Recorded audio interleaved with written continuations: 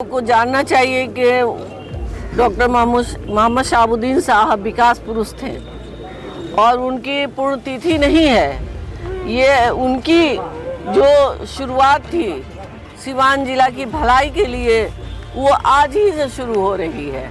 मैंने कल एक कड़ी जोड़ा है और आज से मैं दूसरी कड़ी तीसरी कड़ी जोड़ती जाऊंगी। यही उनके लिए सच्ची श्रद्धांजलि होगी। मैडम आप नमस्कार, SPN 9 न्यूज़ में आपका स्वागत है। मैं हूं आपके साथ दिनेश कुमार।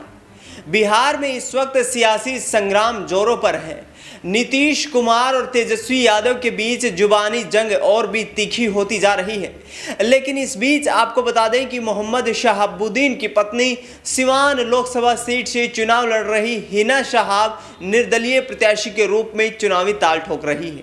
एक तरफ नीतीश कुमार की कार्यशैली को लेकर लगातार सवाल खड़े कर रही हैं, तो दूसरी तरफ तेजस्वी यादव पर भी करारा हमला करती हुई नजर आ रही हैं। आपको हिना शहाब का वो बयान सुनवाते हैं जिनमें वो दोनों नेताओं को यहाँ पर भ्रष्टाचारी बताती हुई नजर आती हैं और उन्होंने कहा है कि मुस्लिमों का सिर्फ इस्तेमाल किया जा रहा है। सुनिए क्या कहती हैं हिना शहाब। क्या कुछ कहिएगा सिवान के लोगों से आज?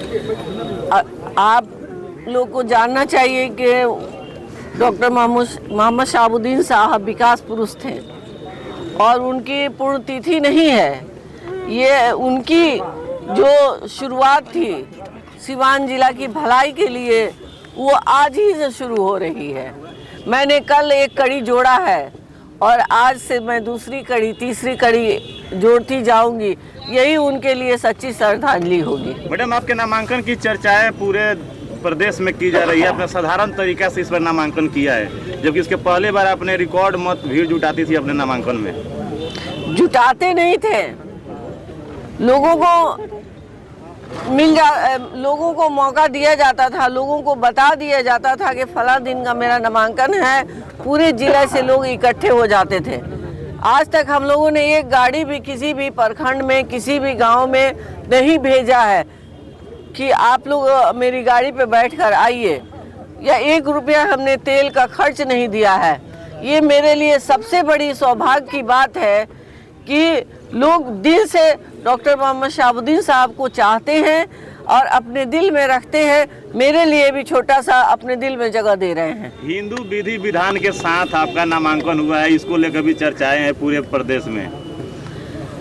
हमने कहा है ना कि सिवान जिला हमारा है, सबकी सोच के साथ मुझे चलना है।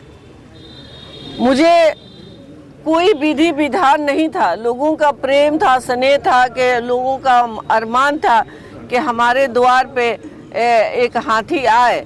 हालांकि लोग बड़े बड़े हाथी घोड़ा और ऊंट के साथ जुलूस निकाल कर नामांकन करते हैं।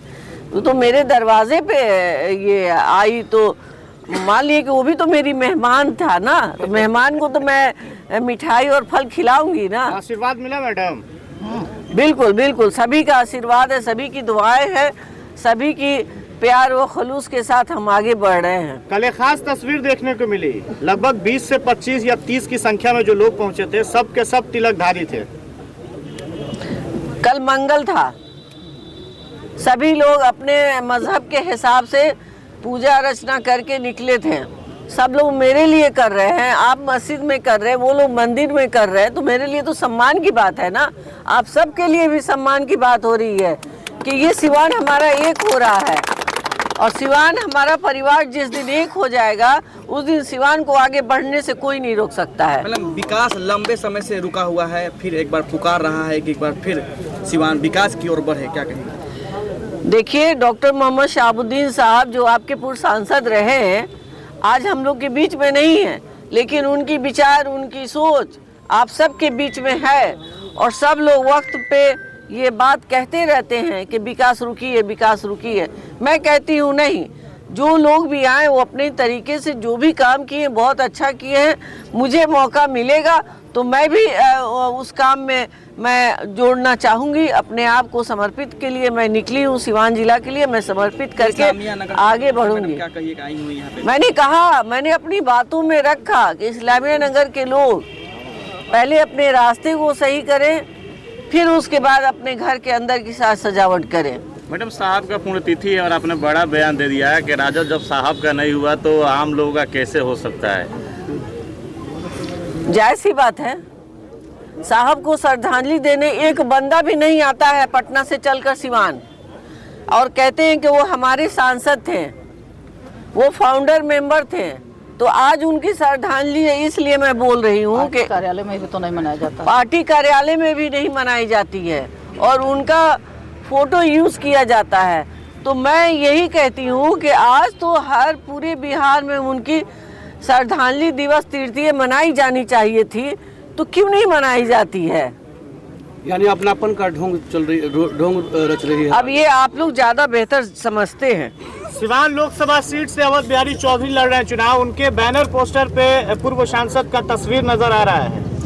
तस्वीर नजर आ रही है, श्रद्धांजलि नजर नहीं आ। तो सुना आपने, जो साफ तौर पर ये कहती नजर आ रही हैं कि लगातार जिस तरीके से हमने साथ दिया उसका हमारा गैर तरीके से इस्तेमाल किया गया और हमारे उत्थान के लिए कोई कार्य नहीं किया गया। ऐसे में मैंने निर्दलीय प्रत्याशी के रूप में चुनाव लड़ने का सिवान से फैसला लिया है और सिवान के लोग मुझे अपना जन समर्थन देंगे। प्रांशु मेरे साथ मौजूद है।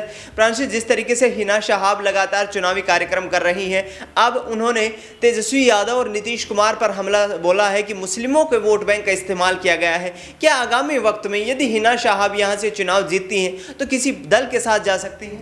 देखिए, फिलहाल तो इसके कई बार अटकलें तेज होती हुई नजर आई हैं। बीते 2 दिन पहले हमने देखा कि जब माँ दुर्गा की चुंदरी हिंदू समुदाय की महिलाएं उन पर उड़ाती हुई नजर आती हैं, तब कयास तेज हो गए।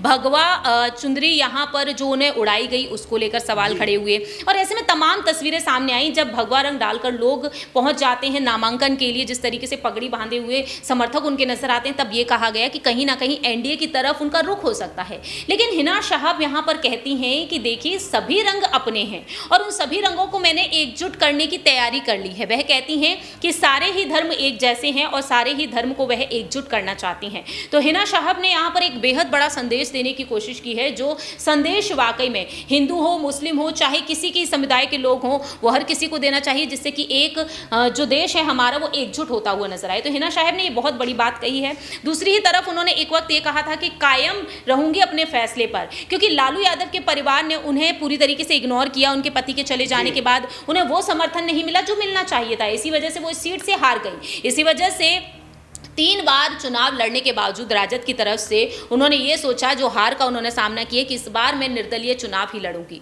तो ऐसे में हिना शहाब को लेकर एनडीए के साथ जाने की अटकलें तेज हैं और दूसरी ही तरफ यहाँ पर संकेत कहीं ना कहीं ये भी मिल रहे हैं कि चंद्रशेखर आजाद, भीम आर्मी के जो चीफ हैं, उन्होंने उनका साथ देने की बात कही है। कुछ दिन पहले जल्द से जल्द ऐलान भी किया जा सकता है। पप्पू यादव के समर्थन में भी वह उतरे। पप्पू यादव भी उनके समर्थन में आते हुए नजर आ सकते हैं कुछ दिनों बाद। तो ऐसे में हिना शहाब कहीं ना कहीं आजाद समाज पार्टी की तरफ भी जा सकती हैं, क्योंकि मुस्लिम और दलित वोट बैंक को वह संभालने की कवायद में पूरी तरीके से आगे हैं। तो ऐसे में हिना शहाब का रुख उधर भी हो सकता है। बिल्कुल, यहाँ पर हिना साहब लगातार जिस तरीके से चुनावी ताल ठोकती हुई नजर आ रही हैं, आपको बता दें कि 3 बार लोकसभा के चुनाव लड़ चुकी हैं, लेकिन तीनों बार उन्हें हार का सामना करना पड़ा। अब देखना ये होगा कि आखिरकार सिवान के जो लोग उनके जन समर्थन में उतर रहे हैं, क्या वहाँ से उनको जन समर्थन मिल पाएगा और क्या हिना साहब अपने पति मोहम्मद शहाबुद्दीन की मौत के बाद अब चुनाव जीत पाएंगी। फिलहाल इस खास कार्यक्रम में इतना ही। देश दुनिया की तमाम बड़ी खबरों के लिए आप देखते रहिए SPN 9 न्यूज़।